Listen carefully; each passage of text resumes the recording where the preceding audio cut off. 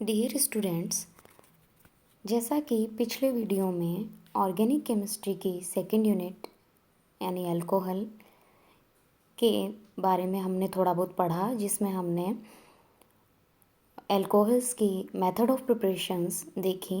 इसी में आज कुछ और प्रिपरेशन मेथड्स अल्कोहल के हम देखते हैं।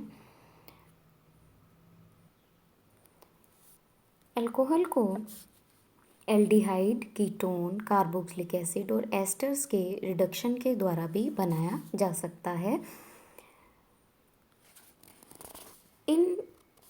इनके रिडक्शन के लिए हम अलग अलग रिड्यूसिंग एजेंट्स काम में लेते हैं। सबसे पहले तो हम ये देखते हैं कि क्या क्या प्राप्त होता है हमें, जब कौन कौन से अल्कोहल प्राप्त होते हैं जब हम इनका रिडक्शन करवाते हैं। फॉर एग्ज़ाम्पल, एल्डिहाइड का रिडक्शन करवाने पे, जस्ट लाइक आप देख पा रहे हैं, एल्डिहाइड का रिडक्शन करवाने पर हमें प्राइमरी अल्कोहल मिलता है। जब हम कीटोन का रिडक्शन करवाते हैं तो सेकेंडरी अल्कोहल प्राप्त होता है। इसी प्रकार से एसिड और एस्टर, इनके रिडक्शन से भी हमें प्राइमरी अल्कोहल प्राप्त होता है। यानी केवल कीटोन के रिडक्शन से ही सेकेंडरी अल्कोहल प्राप्त होता है, बाकी एल्डिहाइड, एसिड एंड एस्टर्स के रिडक्शन से हमें प्राइमरी अल्कोहल प्राप्त होता है। जनरली एल्डिहाइड एवं कीटोन के रिडक्शन के लिए हम सोडियम बोरोहाइड्राइड का यूज़ करते हैं। सोडियम बोरोहाइड्राइड जो है वो एक अच्छा अपचायक होता है एल्डिहाइड और कीटोन के लिए, जो कि इनको अल्कोहल में कन्वर्ट करता है। इसी प्रकार कार्बोक्सिलिक अम्लों का अपचयन बहुत ही कठिनाई से होता है, इसलिए इनके अपचयन के लिए लिथियम एल्यूमिनियम हाइड्राइड जैसे प्रबल अपचायकों को काम में लिया जाता है। यानी एल्डिहाइड कीटोन को जब अल्कोहल में कन्वर्ट करना है तो हम सोडियम बोरोहाइड्राइड को काम में लेंगे रिड्यूसिंग एजेंट के रूप में, और यदि कार्बोक्सिलिक एसिड्स का रिडक्शन करना है तो हम लिथियम एल्यूमिनियम हाइड्राइड द्वारा रिड्यूस करवाया जाता है। तो जैसा कि आप देख रहे हैं, इस रिएक्शन में हमने एसिड को रिड्यूस करवाया किससे? लिथियम एल्यूमिनियम हाइड्राइड से। तो फर्स्ट स्टेप में हम रिएक्शन करवाएंगे लिथियम एल्यूमिनियम हाइड्राइड ईथरीय सॉल्यूशन में इसको लिया जाता है। क्यों लिया जाता है? क्योंकि लिथियम एल्यूमिनियम हाइड्राइड जो है वो बहुत ही रिएक्टिव रिएजेंट है, काफ़ी क्रियाशील अभिकर्मक है, जो कि जल के साथ अत्यधिक तीव्रता से अभिक्रिया करता है। इसलिए इसको यूज़ करते समय बहुत ज़्यादा सावधानी की आवश्यकता होती है। इसलिए इसे एकदम ड्राई यानी निर्जल रखना होता है, इसलिए इसका ईथरीय विलयन जो है काम में लिया जाता है। और सेकंड स्टेप में हम क्या करते हैं? हाइड्रोलिसिस कराते हैं, जिसके बाद हमें प्राइमरी अल्कोहल एसिड से प्राप्त होता है। दूसरी तरफ कीटोन या एल्डिहाइड, इनकी रिएक्शन करवाई जाती है सोडियम बोरोहाइड्राइड के द्वारा, इनको रिड्यूस करवाया जाता है।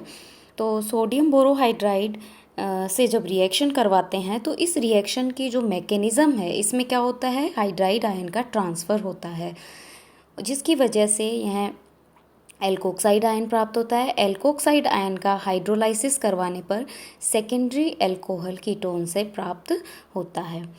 अब है एस्टर का रिडक्शन। एस्टर का रिडक्शन जो है वो उच्च दाब पर हाइड्रोजनीकरण यानी हाइड्रोजिनोलाइसिस के द्वारा करवाया जाता है। एस्टर के हाइड्रोजिनोलाइसिस से हमें प्राइमरी अल्कोहल प्राप्त होता है। नेक्स्ट मेथड जो अल्कोहल के प्रिपरेशन की है वो है हाइड्रोबोरेशन मेथड। हाइड्रोबोरेशन मेथड में हम एल्कीन की रिएक्शन करवाते हैं बोरेन या डाइबोरेन से। We know that borane is stable in form of diborane. हम यहाँ एल्कीन की रिएक्शन किससे कराते हैं? बोरेन यानी BH3 के साथ। यहाँ पर जो BH3 है मॉलिक्यूल, इसका एडिशन होता है कार्बन डबल बॉन्ड कार्बन पर, जो कि मार्कोनिकॉफ नियम के अनुसार होता है।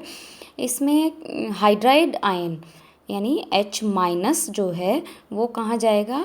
उस कार्बन पर, द्विबंध से जुड़े उस कार्बन पर जिस पर कि हाइड्रोजन परमाणुओं की संख्या कम है, और पॉजिटिव पार्ट यानी BH2 जो बचा वो जाएगा द्विबंध से जुड़े उस कार्बन पर जिस पर हाइड्रोजन परमाणुओं की संख्या ज़्यादा है, अकॉर्डिंग टू मार्कोनिकॉफ रूल। तो पहले एक मॉलिक्यूल एल्कीन की रिएक्शन करवाई जाती है BH3 के साथ,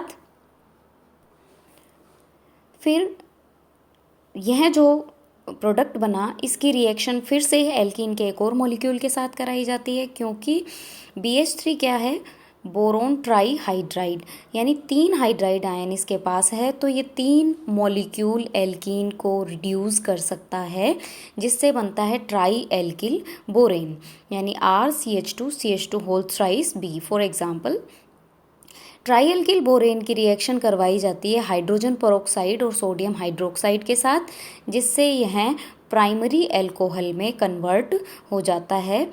इस मेथड को कहा जाता है हाइड्रोबोरेशन मेथड।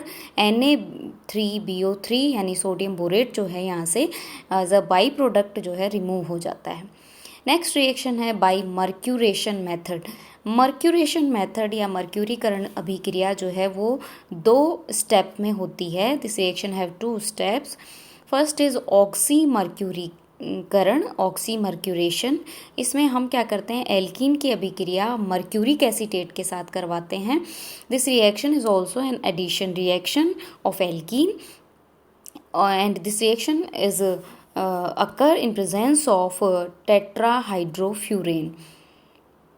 टेट्राहाइड्रोफ्यूरेन की उपस्थिति में जब यह अभिक्रिया होती है तो क्या होता है, वही द्विबंध पर जुड़े उस कार्बन पर जिस पर हाइड्रोजन परमाणुओं की संख्या ज़्यादा है उस पर पॉजिटिव पार्ट जुड़ेगा, और जिस पर हाइड्रोजन परमाणुओं की संख्या कम है उस पर इसका मर्क्यूरिक एसीटेट का नेगेटिव पार्ट जुड़ेगा।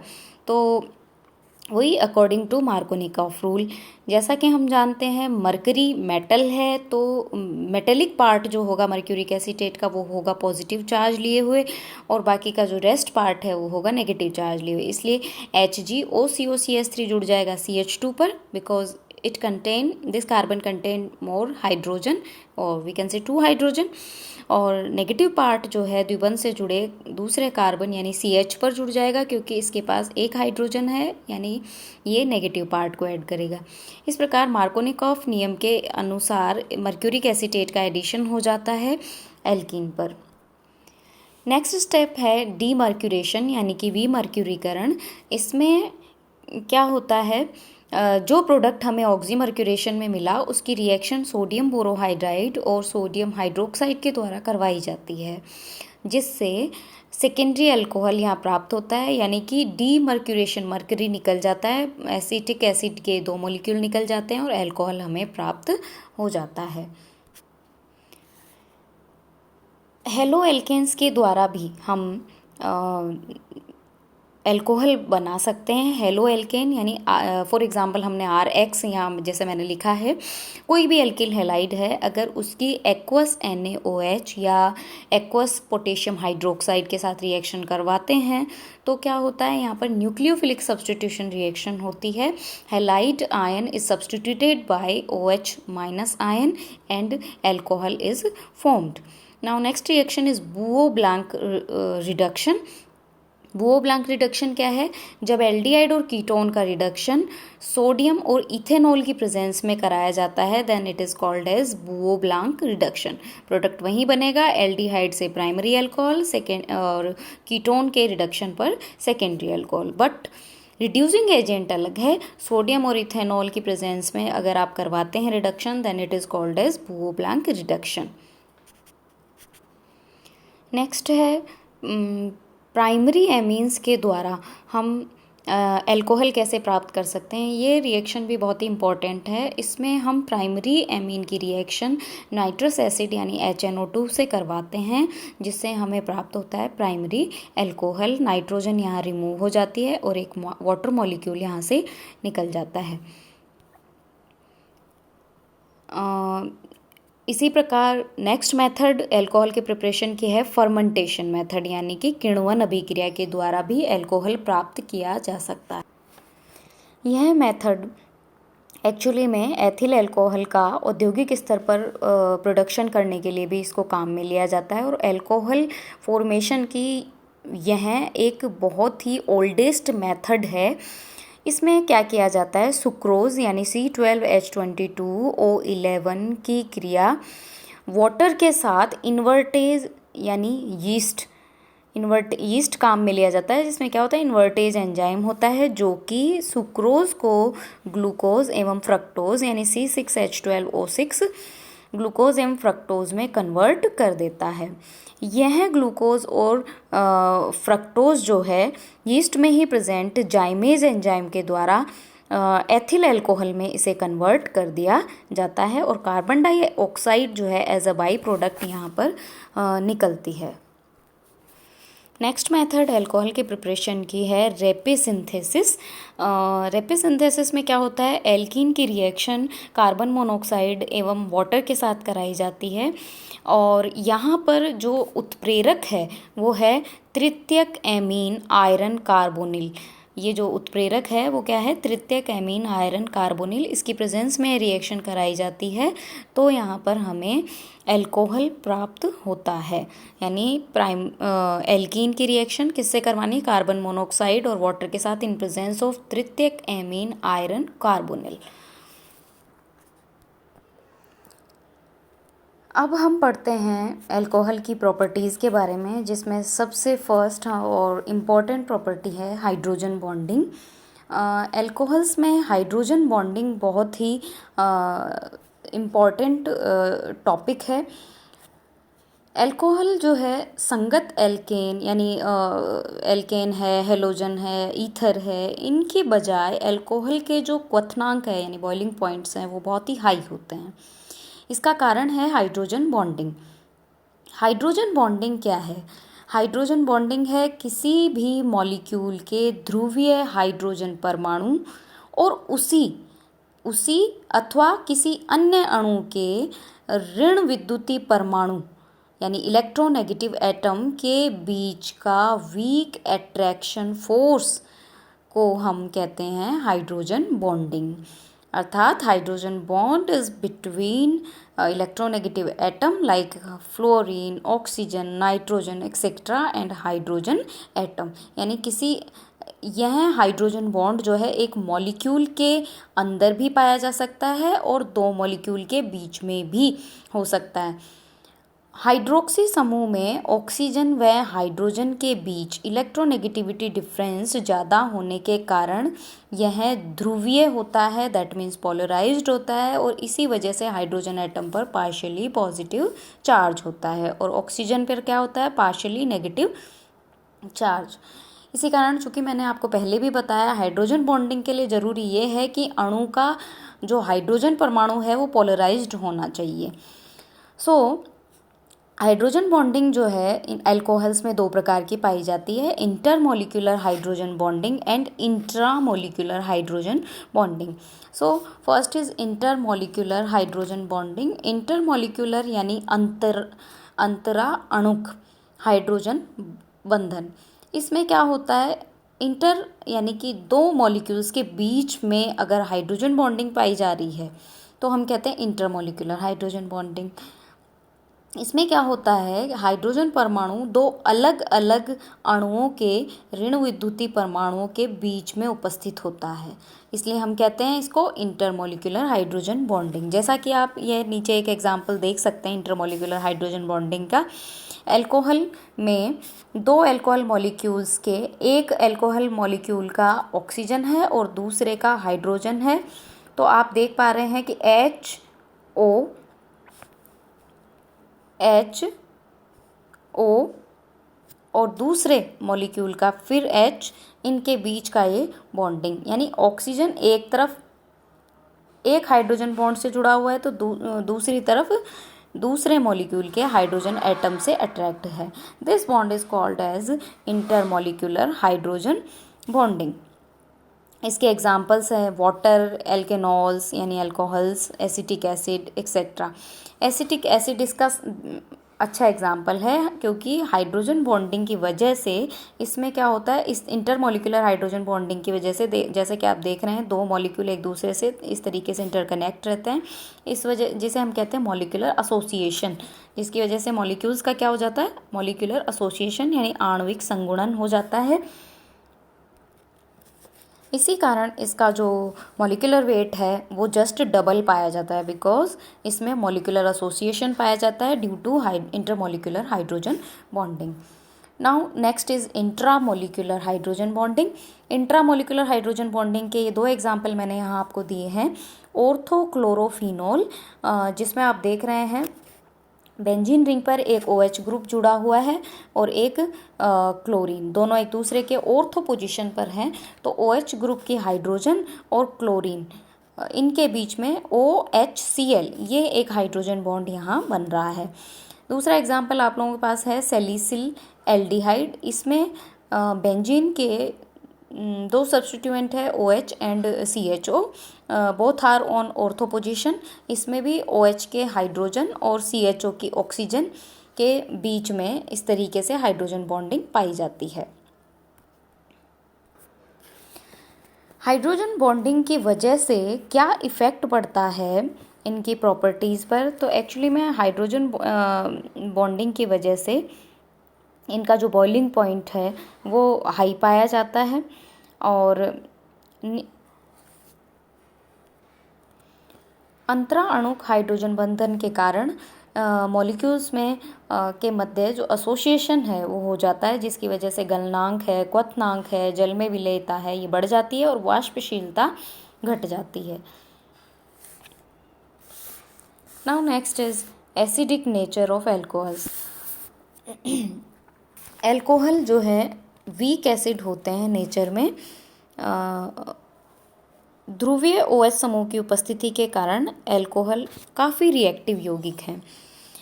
ऑक्सीजन परमाणु की उच्च विद्युत ऋणता के कारण यह हाइड्रोजन एवं कार्बन दोनों के इलेक्ट्रॉन्स को अपनी ओर आकर्षित कर लेता है। इसलिए यह समूह दो प्रकार की अभिक्रियाएं देता है। पहली अम्लीय, यानी जिसमें क्या होगा, ऑक्सीजन और हाइड्रोजन के बीच का बॉन्ड टूटेगा। भाई जो एल्कोहल है उनमें क्या है, कार्बन से OH ग्रुप जुड़ा हुआ है। अब ऑक्सीजन क्या है, एक तरफ हाइड्रोजन है एक तरफ कार्बन है। इसके पास दो चॉइस है, ये कार्बन और हाइड्रोजन दोनों के इलेक्ट्रॉन्स को अपनी ओर अट्रैक्ट रखता है। तो यहाँ पर जब रिएक्शन होती है, एल्कोहल जब रिएक्शन करता है तो दो प्रकार के बॉन्ड ब्रेकिंग हो सकती है। एक तो बॉन्ड टूटे ऑक्सीजन और हाइड्रोजन के बीच का, जिसे हम कहेंगे अम्लीय अभिक्रियाएं। दूसरा नाभिक स्नेही प्रतिस्थापन अभिक्रियाएं, जिनमें कार्बन और ऑक्सीजन के बीच का बॉन्ड टूटता है, COH बंध टूटता है, उसे हम कहते हैं नाभिक स्नेही प्रतिस्थापन अभिक्रियाएं। तो ऑक्सीजन परमाणु अधिक इलेक्ट्रोनेगेटिव होने के कारण OH बंध के बंध युग्म को अपनी ओर आकर्षित करता है, जिससे हाइड्रोजन एटम प्रोटॉन के रूप में आसानी से निकल जाता है। इसके एसिडिक नेचर की कुछ रिएक्शंस हैं जो कि मैंने यहाँ दी है आप लोगों को। एल्कोहल जब सोडियम के साथ रिएक्शन करता है तो सोडियम एल्कोक्साइड बनता है और हाइड्रोजन गैस यहाँ से रिलीज होती है। दूसरा, एल्कोहल जब ग्रिग्नार्ड रिएजेंट यानी एल्किल मैग्नीशियम हैलाइड के साथ रिएक्शन करता है, वह भी इसकी एक एसिडिक रिएक्शन ही है। इसमें क्या होगा, एल्कोहल अपना हाइड्रोजन एटम देता है, यानी OH बॉन्ड टूटता है और एल्केन जो है यहाँ से मिलता है। अब जो एसिडिटी का ऑर्डर है एल्कोहल्स का, ये क्या है, primary alcohol is greater acidic then secondary alcohol. Tertiary alcohol जो है वो सबसे लोअर एसिडिक होता है प्राइमरी और सेकेंडरी की बजाय। कारण टर्शरी अल्कोहल में 3 एल्किल ग्रुप्स हैं, 3 एल्किल ग्रुप जुड़े हुए हैं जैसा कि आप देख पा रहे हैं। इन तीनों एल्किल ग्रुप्स का +I इफेक्ट होगा, +I इफेक्ट होगा, जिसकी वजह से क्या होगा, कार्बन पर इलेक्ट्रॉन डेंसिटी ज़्यादा रहेगी। कार्बन पर इलेक्ट्रॉन डेंसिटी ज़्यादा रहेगी और जिसकी वजह से ऑक्सीजन जो है वो कार्बन ऑक्सीजन बॉन्ड के जो इलेक्ट्रॉन है उनका डिस्प्लेसमेंट किधर हो जाएगा, ऑक्सीजन की तरफ। इस वजह से ऑक्सीजन उतनी तीव्रता से हाइड्रोजन OH बॉन्ड के इलेक्ट्रॉनों को अपनी ओर नहीं खींचता। क्यों? क्योंकि इसकी रिक्वायरमेंट कम हो जाती है। इलेक्ट्रोनेगेटिविटी की जो इसकी रिक्वायरमेंट है वो क्या हो जाती है, कम हो जाती है, जिससे हाइड्रोजन आसानी से यहाँ से प्रोटॉन के रूप में नहीं निकल पाता। यानी जैसे जैसे एल्किल ग्रुप्स बढ़ेंगे वैसे वैसे एसिडिटी क्या हो जाएगी, कम हो जाएगी।